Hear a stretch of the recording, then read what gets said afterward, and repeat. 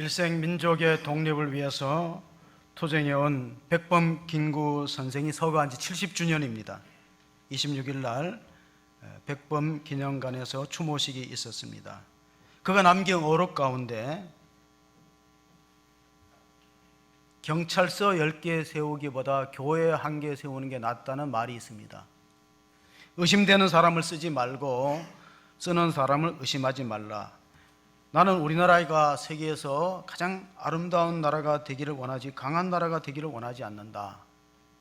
우리나라가 다른 나라의 침략을 받아서 마음이 아팠던 적이 있기 때문에, 가슴 아팠던 기억 때문에 우리나라가 남의 나라를 침략하는 걸 원하지 않고, 우리는 높은 문화의 힘을 가지고 우리 자신을 행복하고 타인에게 행복을 전해주는 나라가 되기를 바란다. 나의 소원, 백범 일지 가운데 나의 소원에 기록된 내용입니다. 김구 선생의 마지막 수건 사업이 바로 우리나라 독립을 위해서 광복군을 창설하고, 그 가운데 일본에 강제 징집되었던 청년들 50명이 탈출해서, 목숨을 걸고 탈출해서 광복군에 투입이 되었습니다. 그래서 미국의 OSS와 특수훈련을 받았어요. 그게 OSS는 CIA 전신입니다.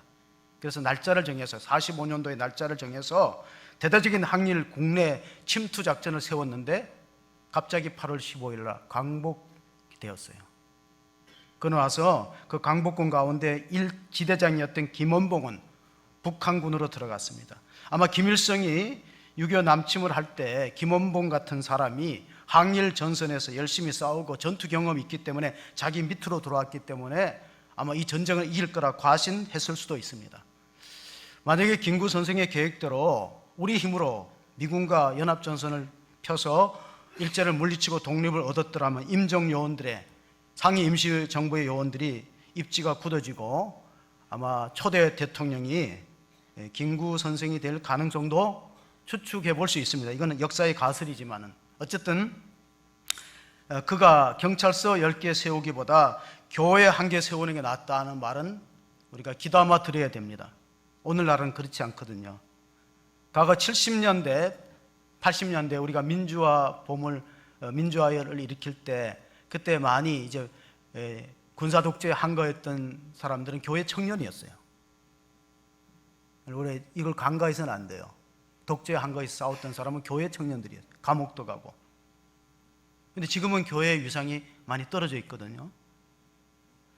마하트마 간디 인도 독립운동을 힘썼던 간디가 나는 예수는 좋다, 그러나 교회는 싫다는 말을 했습니다. 1960년대, 70년대 머리 기르고 청바지 통기타를 들고 다녔던 그 문화를 히피 문화라고 불러요. 그 히피 문화에 젖어있던 젊은이들도 똑같은 말을 했어요. 예수는 좋다, 교회는 싫다. 근데 이게 안 맞는 게 뭐냐면, 교회가 그리스도의 몸이거든요. 우리가 교회를 정할 때 교회는 예수 그리스도의 몸이고 교회의 머리는 그리스도다. 근데 언젠가 우리가 교회와 예수가 다른 방향으로 가고 있는 거예요. 오늘 본문이 시작되는 골로새서 1장 24절의 말씀 한번 읽어보시고, 교회가 무엇이냐 같이 읽습니다. 나는 이제 너희를 위하여 받는 괴로움을 기뻐하고 그리스도의 남은 고난을 그의 몸된 교회를 위하여 내 육체에 채우나라. 자, 본문은 분명히 교회가 그리스도의 몸이라 그랬어요. 그러면 사람들이, 안 믿는 사람들이 예수는 좋은데 왜 교회를 싫어할까? 교회의 머리가 그리스도라면 우리 몸이, 성도의 몸이, 지체들이 머리의 지시를 안 따른다는 거예요. 머리와 따로 놀고 있다는 거예요. 그럼 장애를 입은 거 아닙니까? 머리의 지시대로 안 움직이면은.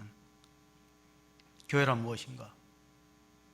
받는 걸까, 주는 걸까? 받을 땐 꿈속 같고 줄 때는 안타까워. 웃는 사람은 뭘 아는 사람이. 교회는 그리스도의 몸이고, 또 교회를 정의할 때 가장 중요한 정의가 오늘 찬송가에서, 우리 성가대에서 내가 너를 지명하여 불렀느니 너는 내 것이다. 그게 교회예요. 교회는 하나님이 지명하여 부름받은 자들의 공동체예요. 그 교회예요. 너는 내 것이다. 하나님의 소유된 백성. 이사야 성경에 말씀하셨어요. 너희는 나의 소유된 백성이고 내가 불러서, 지명하여 불렀나니.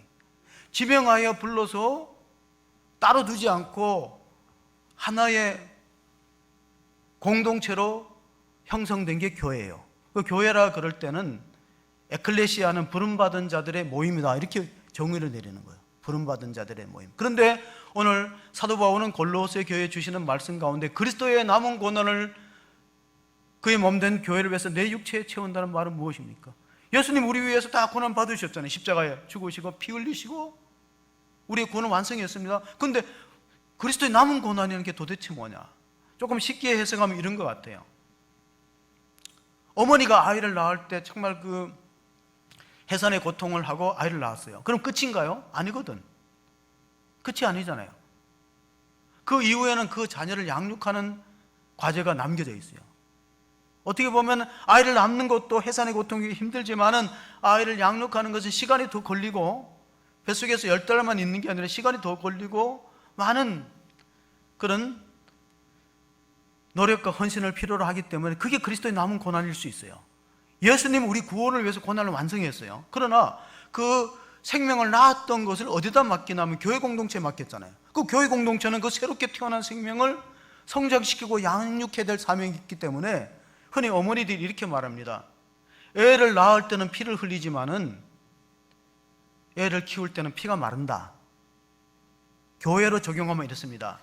전도하는 것도 힘들지만은 전도보다 더 어려운 게 뭐죠? 정착이죠. 양육하고 정착하는 거. 그게 더 어려워요. 전도하는 대로 교회 다 남아있다면 부흥되지 않을 교회가 없어요. 전도보다 어려운 게 정착이다. 낳는 것보다 어려운 건 키우는 거다. 갈라디아서 4장 19절에 바울이 갈라디아 교회도 비슷한 말씀을 해주었습니다. 아십니다. 나의 자녀들아 너희 속에 그리스도의 형상을 이르기까지 다시 너희를 위하여 해산하는 수고를 하노니. 아이를 낳을 때는 해산의 수고가 있고 아이를 기를 때는 양육의 고통이 따릅니다. 그래서 요즘에 젊은이들이 아이를 낳기를 기피하는 수도 있어요. 과거에는 제가 학교 다닐 때만 해도 출생신고를 늦게 해갖고 입학 정령 보다가 나이 많은 아이들이 들어왔어요. 왜 그렇게 하냐고 물어보니까 그 당시 우리는 의학이 발달하지 않고 예방접종을 제때 못해갖고 홍역이나 콜레라로 유아 사망률이 높았어요. 그러니까 지금도 후진국에는 유아 사망률이 높아요. 그리고 후진국은 아이를 많이 낳아요. 근데 다 건지지 못한다는 거예요. 과거에 우리나라도 그랬어요. 많이 낳았는데 제위의 형도 홍역으로 세상을 어릴 때 떠났어요. 교회가 새가족이 정착이 안 된다는 건 영적 후진성이 있다는 거예요. 새가족이 잘 정착되는 것은 이 선진국가로 진입하는 거예요. 그럼 어떻게 해야 우리가 새가족을 잘 정착하고 양육하는 데 도움을 줄 수 있는가? 그게 오늘 결론의 28절, 29절에 나옵니다. 같이 한번 읽어보겠습니다. 우리가 그를 전파하여 각 사람을 권하고 모든 지혜로 각 사람을 가르치면 각 사람을 그리스도 안에서 완전한 자로 세우려 함이니 이를 위하여 나도 내 속에서 능력으로 역사하시는 이의 역사를 따라 힘을 다하여 수고하노라. 자, 질문을 드려봅니다. 옛날에 아이를 많이 낳았을 때, 7, 8명 낳았을 때 엄마가 낳지만 키우는 거는 누가 키워요? 형들과 누나들이 키워줬어요. 잘 알아보세요. 엄마가 다 키우지 않았어요. 어느 정도 젖되고 나면은 형과 누나들이 업어주고 같이 놀아주고 키우지 않았어요? 성도의 역할이 뭐예요? 여러분들이 영적으로 언니와 형이 되어서 새가족을 잘 돌봐야 이게 이 정착에 도움을 주고, 또 하나는 뭐냐면 아이를 낳는데 우리가 정말로 불신자를 전도해서 그 사람이 우리 교회에서 세례받고 직분자가 되는 것은 마치 낳는 것과 같고, 다른 교회 오래 다니다가 우리 교회 오시는 분들은 입양된 것 같아요. 그러니까 입양이 훨씬 어려울 수 있어요, 키우기가. 지금은 자녀를 많이 낳지 않기 때문에 혹시나 한두 명 낳았다가 사고나 병으로 세상을 떠나면은 세대의 단절이 옵니다. 그럼 교회로 적용해 보면 이렇습니다. 성도가 개인 전도에 능해서 한 사람을 전도해서 그 사람을 세례주고 영적으로 잘 키워하는 목장과 셀 시스템이 되면은 그 교회는 앞으로 성장 잠재력이 엄청나고 그 교회는 영적인 자녀가 생기고 손자까지 생겨요. 왜냐하면은 내가 전도한 사람이 세례받고 직분자가 된다면 그 사람이 또 다른 사람을 전도해서 자, 지금은 눈을 떠야 될 때예요. 지금 이 심각한데 눈을 감을 때가 아니에요. 앞으로 교회의 미래 청사진을 보고 말씀을 잘 귀를 기울이실 필요가 있어요. 앞으로 교회가 어떻게 될 거냐. 왜냐하면 우리가 자녀를 적게 낳기 때문에 그 자녀가 사고나 병으로 죽으면 세대에 단절이 온다고. 그럼 성도가 개인 전도를 하거나 아니면 우리가 영적으로 형이 되고 오빠가 되고 누나가 되어서 세 가지를 돌보지 않으면 어떤 일이 생길까요? 우리 교회 안에서 내가 전도해서 그 사람이 세례받고 직분자가 되어서 나중에는 또 그 사람이 전도를 했어. 그럼 그 영적인 손자예요. 내한테는 영적인 손자가 많은 교회는 지도자가 바뀌어도 계속 성장합니다. 그런데 만약에 그런 재생산의 영적 재생산의 스타일이 시스템이 구축되지 않은 교회는 지도자가 어떻게 오느냐에 따라서 더 성장할 수도 있고 더 퇴보할 수도 있어요. 그러면 기도를 하셔야지. 지금부터 어떤 리더십의 패러다임이 바뀔 것이냐. 오늘 세 가지 동사가 나옵니다. 나는 오늘 28절 29절에 보면 그리스도를 전파하고 권하고 가르친다. 세 가지입니다. 그래서 생명을 양육하는 것은 마치 뭐와 같으냐면 이것과 같아요. 우리가 가정은 한 어린아이를 낳아서 육적인 생명을 양육하고 키우는 장소라면은 교회는 영적으로 한 생명을 불신자를 낳아서 그를 거듭나게 해서 하나님의 자녀로 만들고 키우는 거예요. 똑같은 거예요. 영적으로. 그럼 재생산의 시스템이 안 되면 어떻게 될까? 미국의 예를 들어보겠습니다. 미국의 할아버지 세대의 가치관은 뭐냐? 할아버지 세대의 가치관은 철제 우선순위가 교회, 두 번째로 일가 가정, 세 번째 레저, 여가였어요. 바뀌었어요. 그 다음 세대, 아버지 세대는 일가 가정이 1순위, 그 다음에 교회, 그 다음에 나의 여가 생활이 3순위예요. 지금은 또 바뀌었어요. 지금 아들들 세대, 젊은이 세대는 엔조이, 인생을 엔조이하는 여가가 1순위예요. 그 다음에 두 번째 일가 가정이요. 교회는 3순위예요. 목회 환경이 상당히 열악한 가운데 우리가 교회를 같이 이끌어 간다는 것을 잊어서는 안 돼요. 목회 환경이 상당히 열악한 가운데로 접어들었다. 자, 교회는 생명을 낳아서, 영적인 생명을 낳아서 키우는 곳이에요. 그래서 생명에 대한 가치와 존중하는 그런 풍토가 조성되어야 되는데 한국은 지금 너무나 생명에 경시풍조가 있어요. 심리학자는 이렇게 말합니다. 사람의 마음속에는 사나토스와 에로스의 욕구가 있다. 에로스는 사랑하는 욕구예요. 사나토스는 죽음에 대한 욕구예요. 참 여러분 다 아시다시피 50세 되는 배우가 전주에서 스스로 생명을 끊었어요. 얼마나 힘든 과정이 있었겠죠. 우울증을 앓았다 그리고 사는 게 죽는 것보다 더 힘들 수도 있어요. 그러나 성경은 금해요. 철저하게 금합니다. 에스겔 선지자에게 주시는 하나님 말씀이 이스라엘 백성들이 피투성이가 된 채라도 살으라고 명령했어요. 생육하고 번성하고 땅에 충만하라 그랬지 죽으라고 하지 않았어요. 아무리 힘들어도. 과거에는 그 시내버스에 차장이 있었어요. 그래서 어떤 우울증 환자가 한강으로 뛰어내렸다가 구조됐어요. 왜 뛰어내렸나 물어보니까 아니 자기 보고 다 죽으라는 거예요. 심지어는 버스 차장까지 자기 보고 죽으라 그랬대. 버스 차장이 이렇게 말했대. 차라리 죽는 게 나아요. 차라리 죽는 게 나아요. 청량리 중량교 가요를 잘못 들었어.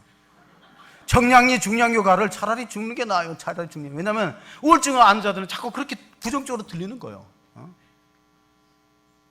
우울증이 없는 사람은 긍정적으로 들려요. 어떤 아주머니가 초저녁에 집에 가는데 뒤에서 남자가 부르더래요. 같이 가 처녀. 내가 벌써 아직도 처녀로 보이나 너무 기분이 우쭐했어요. 같이 가 처녀, 같이 가 처녀. 남자가 따라와서 고개를 돌려보니까 리아카에 글씨가 써 있어요. 칼치가 천원. 칼치가 천원.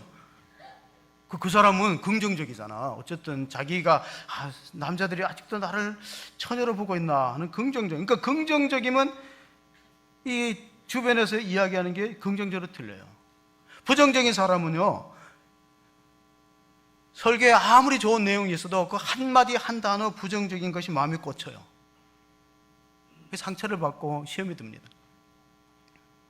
욥이 고난을 당했습니다. 정수리에서 발바닥까지 악성 종기가 발해서 기왓장 질그릇을 가지고 막 끓고 있을 때 욥의 아내가 와서 말했습니다. 그래서 욥의 아내를 세상에서 가장 악처라고 불러요. 뭐라고 말했는지 욥기 2장 9절을 한번 보실까요? 그의 아내가 그에게 이르되 당신이 그래도 자기의 온전함을 굳게 지키느냐 하나님을 욕하고 죽어라.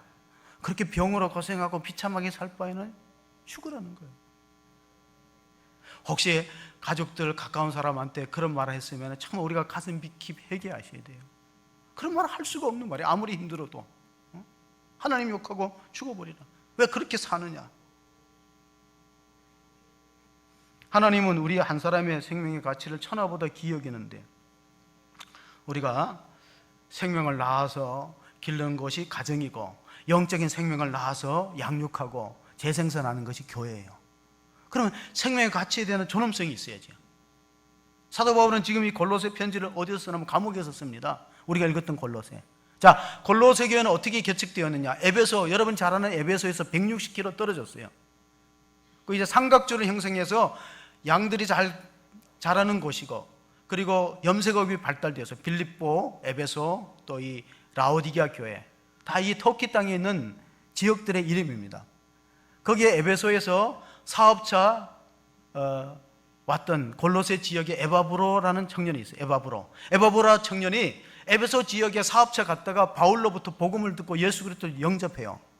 거룩한 부담이 생겼어요. 내가 예수 믿고 구원받았는데 내가 잠잠히 있을 수 있느냐? 내 고향에는, 골로새라는 고향에는 예수 모르는 사람이 너무나 많거든. 가서 전도를 해야 되겠다.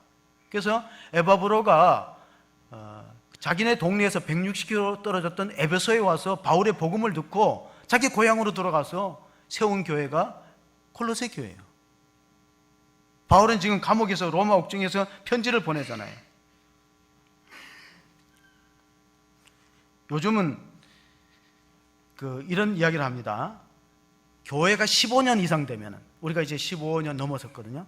교회가 15년 이상 되면 등록자의 8, 90%가 수평 이동이고, 개척교회는 6, 70%가 불신자가 오는 거예요. 그러니까 하나님 입장에서 보면 뭐냐면 개척교회가 좋다는 거예요. 하나님 입장에서는.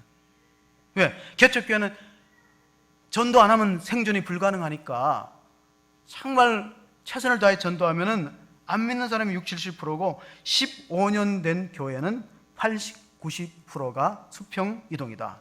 그래서 세계 선교학자 피터 와그너, 그리고 요즘에 많이 젊은이들이 선호한 팀 켈러 목사님이 있어요. 리디머 교회, 뉴욕의 리디머 교회를 개척했고 또 그 처치 센터를 운영하면서 그 피터 와그너하고 팀 켈러가 공통적으로 하는 얘기가 히알에서 가장 좋은 전도 방법은 개척이다. 히알에서 가장 좋은 전도 방법은 개척이다. 불신 영혼을 건지는 것이다. 근데 문제는 개척이 쉽지가 않다는 거예요. 개척이 얼마나 쉽지 않으면 성공률, 개척의 성공률을 3% 이내로 봐요.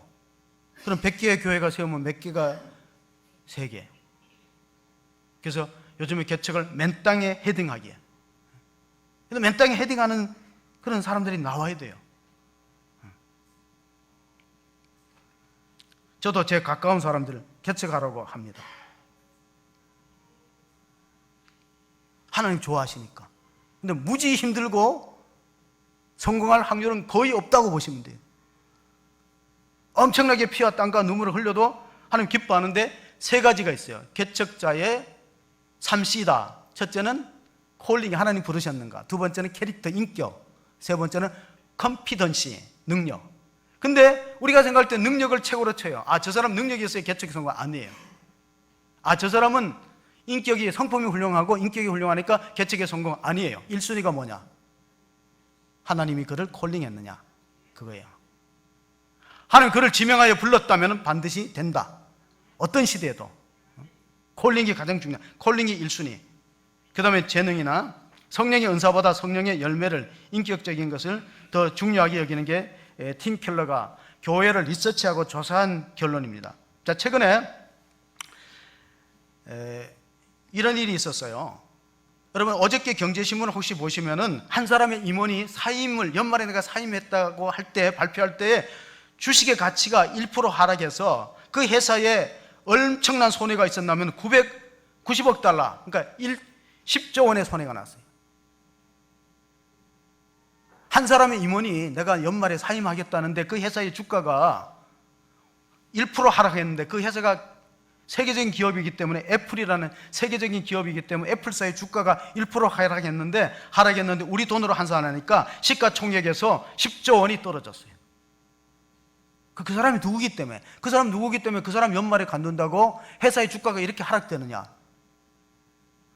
스티브 잡스가 세상 떠났을 때 0.23% 주가가 하락했는데 이 사람은 4배로 주가가 하락되는데 이 사람이 바로 조너선 아이브라는 애플사의 디자이너입니다. 대학교 때까지 컴퓨터를 몰랐어요. 영국에서, 런던에서. 그런데 자동차 디자인을 하다가 스카웃된 거죠. 예, 애플사 컴퓨터에 디자인을 해달라. 그래서 그가 거기 들어와서 아이맥 디자인했죠. 아이팟, 아이패드, 2015년도에 애플워치 그의 손에 탄생됐어요. 애플사가 위기에 있을 때 이 디자인을 통해서 회사가 매출이 늘어나면서 확장됐기 때문에 스티브 잡스의 영혼의 단짝이다 이런 별명이 붙고 스티브 잡스하고 이 조너선 아이브의 이름을 합쳐서 회사에는 뭐라고 부르냐면 자이브라고 불러요. 자이브.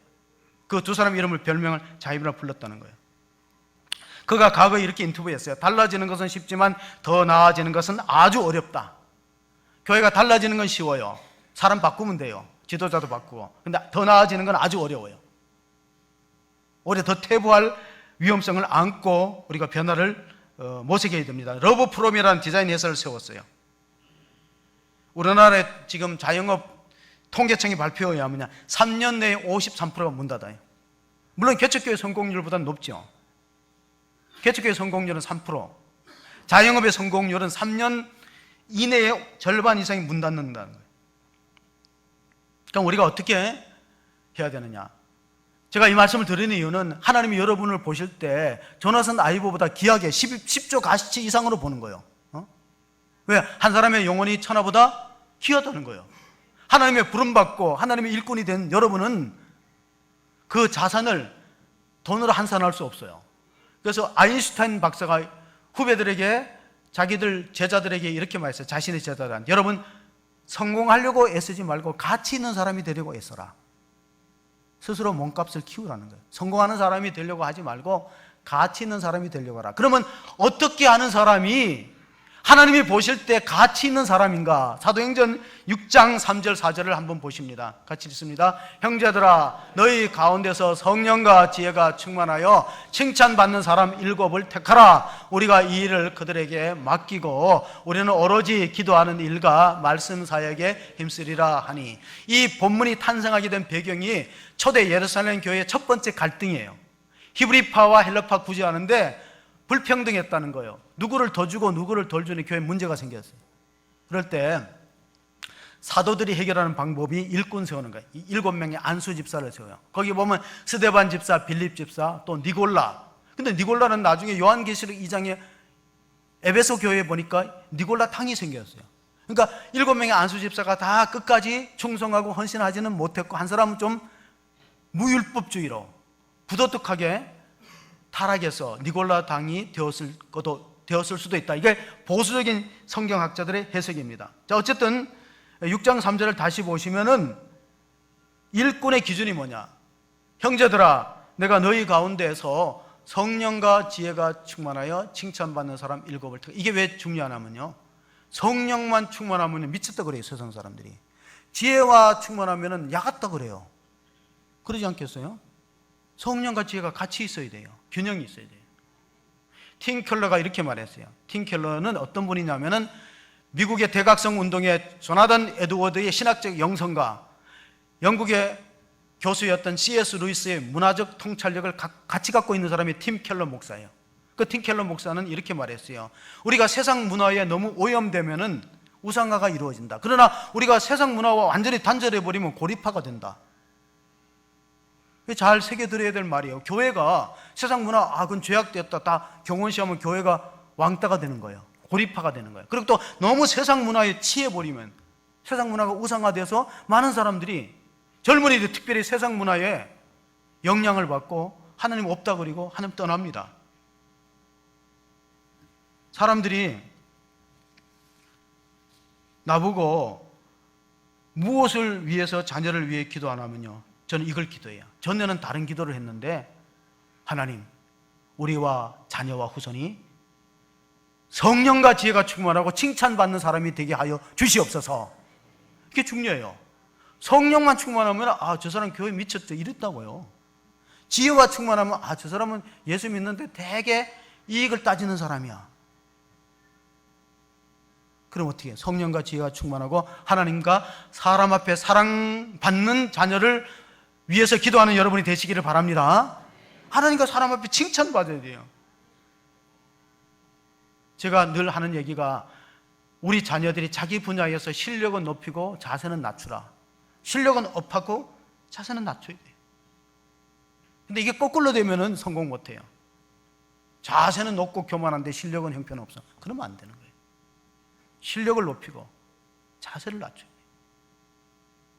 초대교회 안수 집사들의 영적 실력이 얼마나 하면은 최초의 순교자가 사도행전 7장에 보니까 사도가 아니고 12제자가 아닙니다. 스데반 집사가 첫 번째 순교자예요. 영성이 충만하고 복음을 전하다가 돌에 맞아서 순교했어요. 사도행전 8장에 빌립은 사마리아 지역에 가서 복음을 전하고 이디오피아의 간다게라는 여왕의 내시한테 이사야 성경을 풀어갖고 고난받는 종으로 예수님이 오신 거라고 세례를 주었어요. 이 평신도 집사들의 수준이 이만큼이었다는 거예요. 예수님도 비슷한 말씀을 했습니다. 마태복음 10장 16절에 같이 읽어보겠습니다. 내가 보라, 내가 너희를 보냄이 양을 이리 가운데로 보낸것 같도다. 그러므로 너희는 뱀같이 지혜롭고 비둘기같이 순결하라. 12제자를 둘씩 짝을 지어서 전도대로 보낼 때 이 말씀을 주셨어요. 여기도 성령과 지혜가 같이 있는 거예요. 뱀처럼 지혜롭고, 비둘기는 성령을 뜻합니다. 성령이, 예수님이 세례받을 때 요단강에 성령이 비둘기같이 임하였더라. 그러니까 교회가 두 가지가 있어요. 교회 일꾼들이 성령과 지혜가 있어야 된다. 우리가 골로새서 1장 25절 오늘 본문의 말씀을 보면 교회 일꾼이 어떤 일을 하느냐. 내가 교회 일꾼 된 것은 하나님이 너희를 위하여 내게 주신 직분을 따라 하나님 말씀을 이루려 함이라. 교회 일꾼은 하나님 말씀을 이루려고 애를 써야 돼요. 자기 뜻을 이루려고 몫을 높이는 게 아니에요. 직분자가. 하나님의 뜻이, 하나님의 말씀이 어떻게 이루어지느냐. 그러므로 우리가 조심해야 될 것은 교회 일꾼 이전에 복음의 일꾼이 먼저 되셔야 됩니다. 그게 골로새서 1장 23절의 말씀인데, 만일 너희가 믿음에 거하고 터 위에 굳게 서서 너희 들은 바 복음의 소망에서 흔들리지 아니하면 그러하리라. 이 복음은 온 천하에 전파된 바요 나 바울은 복음의 일꾼이 되었노라. 천하 만민에게 전파된 바요 나 바울은 복음의 일꾼이 되었노라. 여러분이 눈을 감고 있는데 제가 왜 잘 못 읽을까요? 마치 내가 눈을 감은 것처럼. 교회 일꾼이 25절에 나오는데 23절에 먼저 복음의 일꾼이 되셔야 돼요. 왜냐하면 교회 일꾼은 그 교회 일꾼이에요. 그러니까 복음의 일꾼이 되는 사람은 아무 교회 가서나 일할 수 있어요. 잘 생각해 보세요. 그 교회 직분자고 중직자인데 과연 큰 교회, 다른 교회 가서도 일꾼이 될 수 있는가? 그건 그 교회 일꾼이에요. 복음의 일꾼은요, 여기서도 충성하고 다른 데도 충성하고 아무 데서 쓰일 수 있어요. 왜? 복음에 굳게 섰기 때문에. 복음이 뭐냐? 로마서 1장 보면은 복음에는 하나님의 의가 나타났다. 믿음에서 믿음에 이르게 하느니 모든 믿는 자에게 구원을 주신 하나님의 능력이 됨이라. 복음만이 모든 것을 바꾼다. 제가 책을 한 권 사서 아들한테 선물했는데 그 책 제목이 뭐냐면 복음만이 모든 것을 바꾼다. 거기 보면은 최근에 이제 교회 트렌드, 교회가 어떻게 개척되는가, 그런 내용들이 많이 들어있습니다. 교회 개척이 어떻게 이루어져야 되느냐.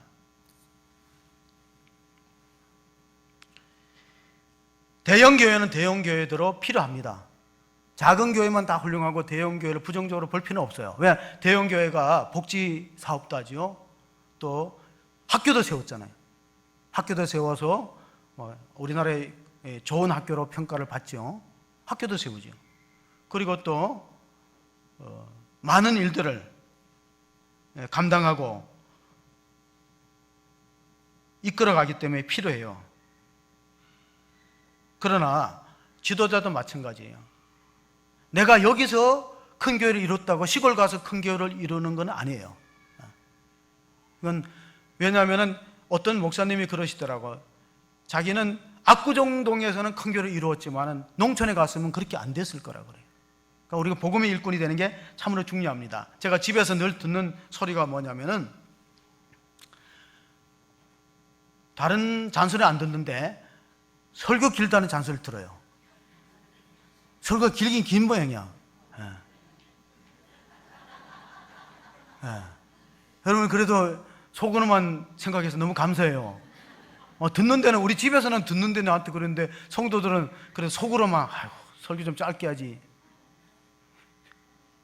예, 교인을 생각해서 설교를 짧게 하라 그러는데 저는 반대예요. 성도를 생각해서 길게 하는데, 왜냐하면 태반이 11시 예배만 나오니까. 제가 헌신 예배 가면 또 설교를 의외로 짧게 합니다. 그걸 아셔야 돼요. 예, 짧게 해요.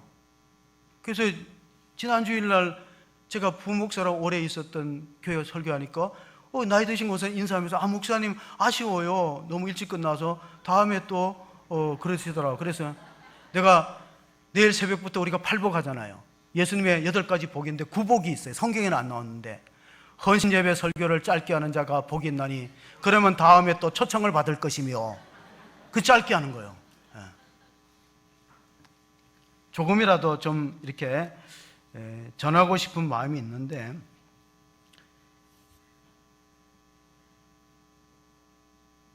세계에서 가장 작은 교회가 어떤 교회냐? 우리가 이제 큰 교회에 대해서 얘기를 했는데, 여러분 세계에서 가장 작은 교회는 그 나이지리아에 있는 그 나이아지리아가 아니고 나이아가라. 노인들이 관광하기 좋아하는 장소가 어디라고요? 나이아가라 폭포이래요. 거기 가서 소리 지른대요. 나이아가라. 많이 관광객들이 왔는데, 근데 이게 세계에서 가장 작다고 기네스북에 올랐어요. 물론 우리나라에도 뭐 더 작은 교회가 생길 수도 있는데, 높이가 3m입니다. 길이가 2.5m고 6명이 들어가요. 근데 거기 입구에 들어가면요, 그 헌금함도 있고 다 있어요. 의자도 좀 있고, 그리고 방명록이 있는데 방명록을 열어보면요, 한국 사람들이 그렇게 많이 서명을 하고 왔어요. 한국 사람이 많이 와요. 세계에서 제일 작은 교회, 기네스북에 등재된. 이제 제가 그거를 설명하려는 게 아니고, 세계에서 제일 좋은 교회가 어느 교회냐? 아멘. 예, 복 받을지어다. 예. 세계에서 제일 좋은 교회는요, 나한테 잘해주는 교회. 어떤 교회라고요? 예. 예. 여러분은 참 믿음이 좋으신데, 우리가 목요일 날 새가족 그 정책 세미나를 했는데 그 강사님이 가르쳐 주더라고요. 저도 깜짝 놀라고 웃었어요. 세계에서 제일 좋은 교회가 어떤 교회라고? 나한테 잘해주는 교회.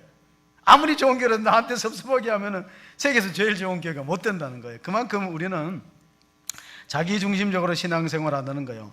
자, 골로새 1장 26절 27절 한번 읽어보시겠습니다. 이 비밀은 만세와 만대로부터 감추어졌던 것인데 이제는 그의 성도들에게 나타났고, 하나님이 그들로 하여금 이 비밀의 영광이 이방인 가운데 얼마나 풍성한지 알게 하려 하심이라. 이 비밀은 너희 안에 계신 그리스도시니 곧 영광의 소망이니라. 자, 복음의 중심이 그리스도라는 거예요. 그래, 그는 우리의 영광의 소망이기 때문에 우리 속에 정말 예수님을 모시고 사는 것이 신앙생활인데, 오늘 우리 대표기도 하셨지만요, 고린도전서 4장 1절 2절에 보면은 정말 일꾼의 자세가 뭐냐 나옵니다. 사람이 마땅히 우리를 그리스도의 일꾼이요 하나님의 비밀을 맡은 자로 여길지어다. 2절은 같이 읽습니다. 그리고 맡은 자들에게 구할 것은 충성입니다. 대표기도에 그렇게 기도하셨어요. 충성스러운 일꾼이 많아지기를 원한다. 충성은 일관성입니다. 왜냐하면 어떤 분은 어떤 시점에는 열심히 해요. 그러나 어떤 시점이 지나고 나서는 달라져요. 임직사회 갈 때는 정말 죽도록 충성하면 생명의 멸류관을 주려라는 계시록의 말씀을 읽고 막 그렇게 헌신을 다짐하지만요, 바뀝니다. 제가 토요일 날 아는 분의 그 결혼식에 갔어요. 요즘엔 그런 서약을 안 하는데 옛날에는 두 사람이 백년해라 하고 검은 머리가 팥불이 될 때까지, 건강할 때나 아플 때나 서로 사랑한다 그런 서약을 했는데, 요즘에는 검은 머리가 팥불이 허해질 때까지 안 기다려. 그냥 염색해버려요. 허옇게. 하얗게 염색할 수 있어요. 검은 머리가 팥불이 되기 전에 염색해버리고 갈라쓰고, 그런 시대가 되었다는 것입니다.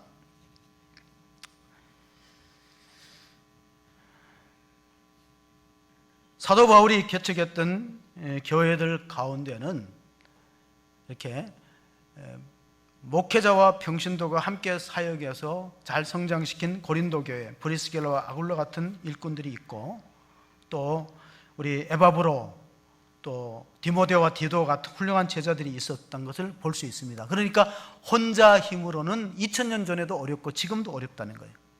그래서 리더십의 유형을 얘기할 때 어떤 리더십을 선호하느냐. 첫째로는 우리가 지장, 용장, 덕장이 있어요. 회사에서도 사원들에게 질문해 봤대요. 스마트하고 머리가 좋은 지적인 지도자를 원하느냐, 아니면 인격이 성품이 원하고 훌륭한 사람을 원하느냐, 덕장을 원하느냐, 아니면 카리스마 같은 막 용맹스러운 지도자를 원하느냐. 여러분, 과거에는 카리스마를 좋아했어요. 근데 지금 회사에서 카리스마적인 권위적이고 막 아주 뭐 그런 압도적인 지도자를 좋아하는 직원은 몇 프로라고요? 8%. 그러니까 기업하는 분들은 잘 들으세요. 8%.